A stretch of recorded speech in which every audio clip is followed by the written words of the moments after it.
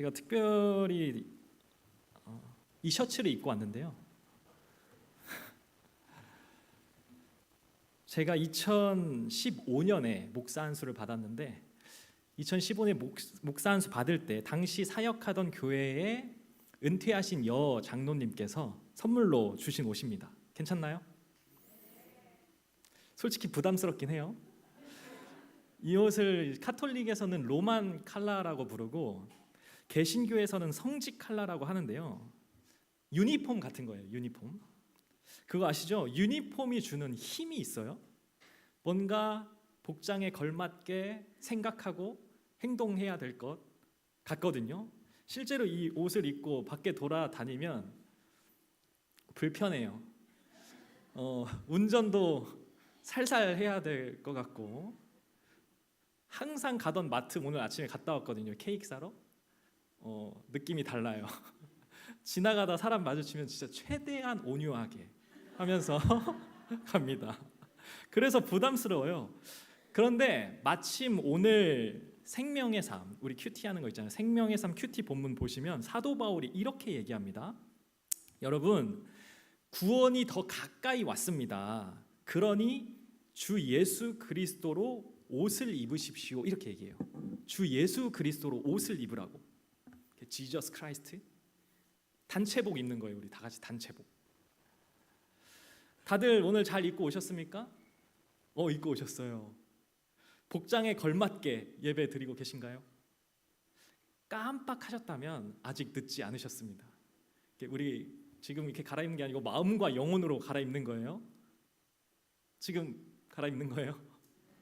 갈아입으시고 복장에 걸맞게 마음과 뜻과 정성을 다한 예배로 하나님께 나아갔으면 좋겠습니다. 준비되셨죠? 네, 잘 따라오세요. 여러분, 신앙생활에서 가장 어려운 게 뭐던가요? 제 기준에는 그게 고난을 겪는 것도, 막 기도했는데 기도가 이루어지지 않는 것도, 믿음이 흔들리는 것도 아니더라고요.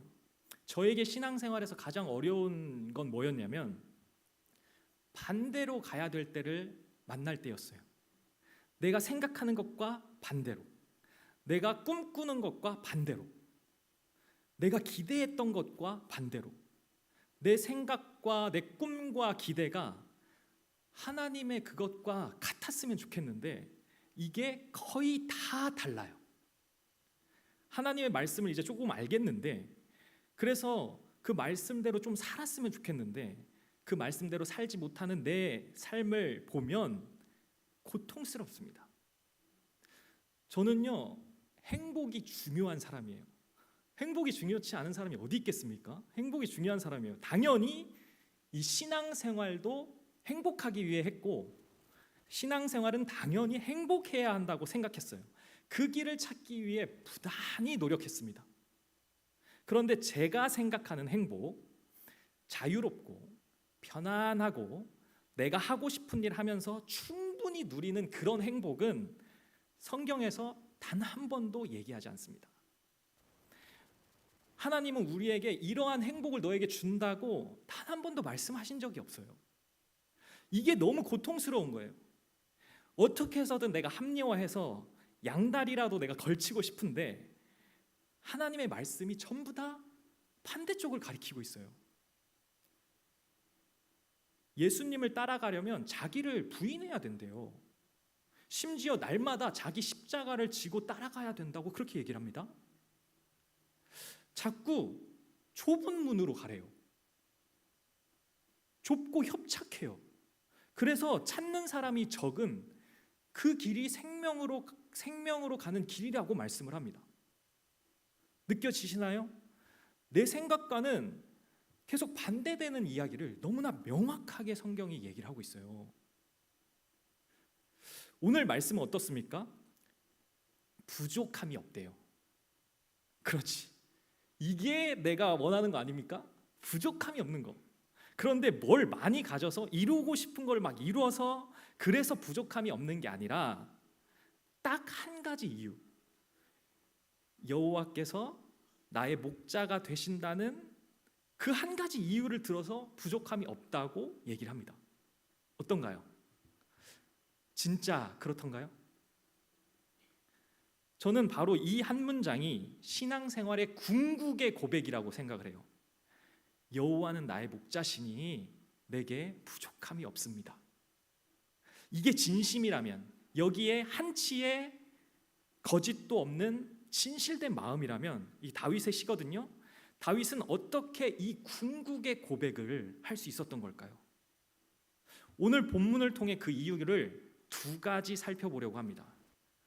그 첫 번째는, 우리 삶에 부족함이 없는 첫 번째는 인도하심에 대한 확신입니다. 2절 보시면 이렇게 말씀하거든요. 그가 나를 푸른 풀밭에 누이시며 쉴 만한 물가로 인도하신다. 그러니까 하나님께서 나를 인도해 주시는데 어디로 인도해 주십니까? 푸른 풀밭과 쉴 만한 물가로 인도해 주신다는 거예요. 여러분, 양을 한번 생각해 보세요. 양에게 이보다 완벽한 곳이 있습니까? 상상해 보세요. 지금 눈앞에 푸른 풀밭이 그냥 가득 펼쳐져 있는 거예요. 양이 어딜 갔는데 거기에 맹수의 위협이 전혀 없는 쉴만한 물가가 흐르고 있는 겁니다. 양 입장에서 뭘 더 바라겠습니까? 즉 하나님께서는 우리의 필요를 채워주시는 분이라는 겁니다. 그 말씀을 하고 있어요. 물론 내 생각과 다른 방법으로 채우실 때가 많죠. 그러나 분명한 것은 내 생각보다 더 좋은 걸로 채워주시는 분이라는 거예요. 다들 경험해 보셨잖아요. 내 필요를 채워주신 하나님, 나를 푸른 풀밭과 쉴 만한 물가로 인도해 주신 하나님. 그래서 우리가 지금 이렇게 예배도 드릴 수 있는 거 아닙니까? 그런데요, 이것은 1단계입니다. 하나님께서 우리를 지으신 목적이 그저 잘 먹고 잘 쉬는 데 있지 않으니까요. 우리에게 쉼을 주시는 이유가 있다는 거예요. 우리에게 새 힘을 주시는 이유가 있어요. 3절 한번 보시면 그가 나에게 새 힘을 주셨어요. 당신의 이름을 위하여 바른 길로 나를 인도하신다.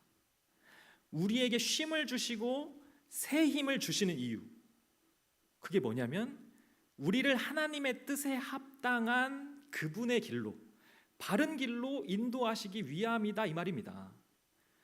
그 길이 우리가 가야 될 길인 거죠. 그저 푸른 풀밭과 쉴만한 물가에서 만족하고 거기서 멈춰버리는 것이 아니라 한 단계 더 우리를 인도하시는 겁니다. 바른 길로, 하나님의 길로. 그러니 그 길이 당연히 쉬운 길이 아니에요. 쉬운 길이었다면 굳이 좁은 길로 가라고 말씀하지 않으셨을 겁니다. 좋은, 정말로 멋진 길이었다면 그 길이 십자가를 지고 가야 하는 길이라고 말씀하지 않으셨을 거예요. 근데 그렇게 말씀하거든요. 그런데 하나님께서는 우리를 자꾸 그 길로 인도해 가십니다. 왜 그래요? 그 길이 사는 길이기 때문이에요. 그 길이 생명의 길이기 때문이에요. 그 길에 생명을 살리는 능력이 있기 때문입니다. 예수님께서 뭐라고 말씀하십니까? 내가 곧 길이요 진리요 생명이라고 얘기해요. 예수님께서 가신 길이 길이고 진리고 생명이라는 말씀입니다. 그리고 바울은 이렇게 해요. 우리가 그와 함께 영광을 받기 위하여 고난도 함께 받아야 할 것이다, 이렇게 얘기를 해요. 그런데 여기에서 중요한 한 가지가 있어요. 그 험한 길 가운데서도 우리에게 부족함이 없는 이유가 있습니다. 그 험한 길을 가는데도 우리에게 부족함이 없대요. 그게 두 번째 이유예요. 두 번째 이유는 하나님께서 인도하시고 하나님께서 그 길을 함께 가주시기 때문입니다. 4절 함께 보시면 이렇게 나와요. 내가 비록 죽음의 그늘 골짜기를 다닐지라도, 그 험한 길을 갈지라도 주님께서 나와 함께 계시고 주님의 막대기와 지팡이로 나를 보살펴 주시니 내게 두려움이 없습니다. 주님이 나와 함께 하신다는 그 확신, 그 확신이 두려움을 이기고 부족함이 없게 만들어 준다는 거예요. 아멘인가요? 폭삭 속았수다 보셨어요? 안 보셨으면 빨리 보세요. 넷플릭스에 있습니다. 이런 장면이 나와요. 애순이와 관식이가 자식을 잃습니다. 셋째 아이가 먼저 떠나요. 바다에 휩쓸려서. 그때 이 첫째 금명이가 둘째 말썽꾸러기 은명이를 데리고 지금 이 어려운 상황을 설명하는 장면이 나와요. 흰 종이를 가져오더니 그 안에 가슴이 뻥 뚫린 사람을 그립니다. 그리고는 은명이한테 이렇게 얘기해요. 동명이 때문에 엄마 아빠 가슴에 대포 구멍 뻥 났지? 그러면 사람이 살겠니? 살리려면 메꿔야겠지? 그러려면 어떻게 해야겠어? 너 어쩌다가 숙제 잘하면 참 잘했어요 도장 찍어주지? 봐봐, 이 조그만 도장을 수도 없이 찍어야 돼. 계속 맨날 메꿔야 돼. 그래야 살아. 알아들어? 이렇게 얘기를 해줘요. 여러분, 우리 인생에도 얼마나 많은 구멍들이 있습니까? 다 셀 수도 없잖아요. 사실 다 다른 무지막지하게 큰 구멍이 나 있는 사람도 있어요. 여러분, 그 구멍을 뭘로 메우고 계신가요? 그냥 구멍 난 채로 그냥 살아가고 계신가요? 이걸 메워야 사는데 어떻게 살고 계세요? 제가 이제 결혼한 지 10주년이 돼요. 10월 17일 날. 엄청나죠? 처음 뵙는 분들은 벌써 그렇게 됐냐면서, 그러고는 아이가 있는지 물어보는 분들이 많아요. 사실 아기가 있었어요. 세상의 빛을 보지는 못했지만 7개월을 뱃속에 품었던 아기가 있었습니다. 근데 안타깝게도 먼저 세상을 떠났어요. 이제 그날이 제 인생에서 가장 슬펐던 날인데, 저는 약간 감정이 말라서 화도 잘 안 나고 슬프지도 잘 않거든요. 슬픔이라는 감정을 처음 안 날이에요. 그런데 이 태아가 7개월이 지난 후에 세상을 떠나게 되면 한국에서는 장례를 치러야 된다고 하더라고요. 아내가 병원에 입원해 있었기 때문에 저 혼자서 그 모든 절차를 진행했어야 됩니다. 영안실에 내려가니까 진짜 작은 하얀 박스를 주는 거예요. 아기를 담은 상자였어요. 정말 이해할 수 없는 그 상황들에 정신이 멍해졌습니다. 그냥 그 상자를 받아서 해야 되는 대로 했어요. 화장터로 향했습니다. 어디 실을 수 있는 데가 없어요. 조수석에 놨어요. 그 싣고 혼자 가는데 계속 눈물이 나는 거예요. 그래도 당시 제가 전도사였기 때문에 혼자서라도 이 아이를 위해 장례 예배를 드려주고 싶었어요. 그런데 이 어른 화장하는 거랑 너무 다른 거예요. 순식간에 그냥 기계처럼 절차가 진행돼 버렸습니다. 예배는커녕 인사도 할 수 있는 시간이 없었고, 그렇게 아기가 순식간에 눈앞에서 사라져 버렸어요. 혹시라도 보일까 봐 건물 밖으로 뛰쳐나가서 창문을 막 찾아다녔습니다. 혹시라도 보일까 봐 들여다봤는데 볼 수가 없었어요. 정말 순식간에 끝났어요. 너무 작아서 죄조차 남지 않는다고 하더라고요. 제 인생 통틀어서 가장 많이 울었던 날인데, 이제 슬픔 속에, 그 허탈함 속에 다시 아내가 있는 병원으로 돌아왔습니다. 그런데 아내가 갑자기 함께 예배를 드리자는 거예요. 저는 그럴 기분이 아니었거든요. 그러나 이 나보다 더 아픔 가운데 있는 아내를 생각하니 함께 예배드리지 않을 수가 없었습니다. 예배를 드리는데 아내가 예배 중에 꿈 얘기를 해주는 거예요. 자기가 꿈을 꿨다고. 아기의 태명이 하영이었거든요. 예수님께서 하영이를 꼭 안아주시는 꿈을 꿨다는 거예요. 그리고 이 아이가 어느새 다 큰 청년이 돼서 자기를 멋지게 안아주는 장면을 꿈속에서 봤다는 거예요.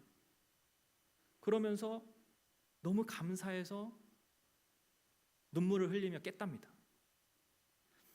저는 그날 그 예배를 통해 먼저 떠난 아기를 안아주시는 예수님을 만났습니다. 그리고 그 주님께서 그 자리에서 저와 아내를 또한 안아주고 계시다는 걸 알게 됐어요. 못자국 난 손으로, 그 구멍 난 손으로 저와 아내의 뻥 뚫린 구멍을 메우고 계셨던 거예요. 저는 몰랐어요. 모태신앙으로 신학 공부하고 사역자가 목회자가 되는 것을 꿈꿨는데 그런데도 몰랐어요. 주님이 언제나 내 곁에 함께하고 계시다는 것을 정말 몰랐습니다. 근데 그때 알게 됐어요. 오늘 말씀 4절 함께 불렀던 찬양처럼 내가 사망의 음침한 계곡을 걸어도 두려워하지 않을 것은 주의 지팡이와 막대기가 나를 지키며 주님 나와 함께 하심이로다. 구멍을 메워주시는 하나님, 꽉 차서 많이 가져서 다 이루어서 만족하는 게 아니더라는 거예요.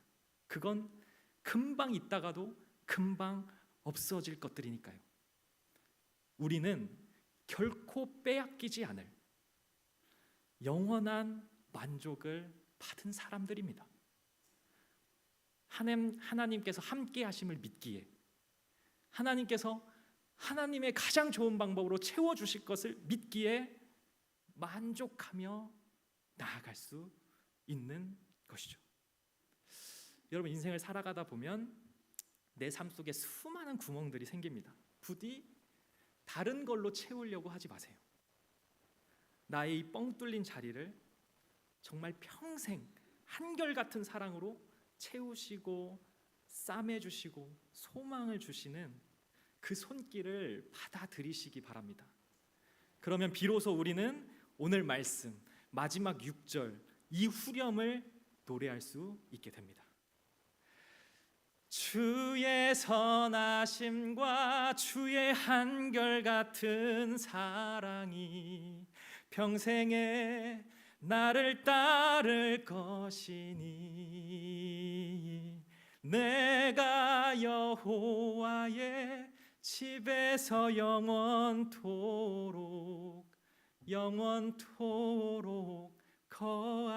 거하리로다. 영원한 약속입니다. 여러분, 하나님께서 우리의 목자가 되어주십니다. 설마 아직도 부족하신가요? 목자는 어떤 존재입니까? 목자는 양들을 이끌어주고 항상 함께 해주는 존재죠. 여호와가 나의 목자가 되신다는 것은 하나님께서 내 삶을 이끌어주시고 하나님께서 내 삶에 함께 해주신다는 의미입니다. 이게 진실로 믿어지는 사람은 이렇게 고백할 수밖에 없습니다. 주님, 이제는 제게 부족함이 없습니다. 기도하겠습니다. 하나님 아버지, 주님이 지금 분명히 이 자리에 함께 하시며 우리의 삶을 선한 목자가 되어 인도해 주고 계심을 고백합니다. 나의 고백을 넘어 먼저 나에게 오신 주님, 주께서 그 못자국 난 손으로 나를 애써 메우고 계셨는데 그걸 외면치 않고 살았나 돌아봅니다. 주님이 이제 그 주님의 손길을 받아들이기 원합니다. 주께서 더 좋은 것으로, 더 선한 것으로, 더 바른 것으로 채워주심을 믿고 나아가오니 우리 삶의 작은 변화를 이 예배를 통해 시작하여 주시옵소서. 예수님의 이름으로 기도드립니다.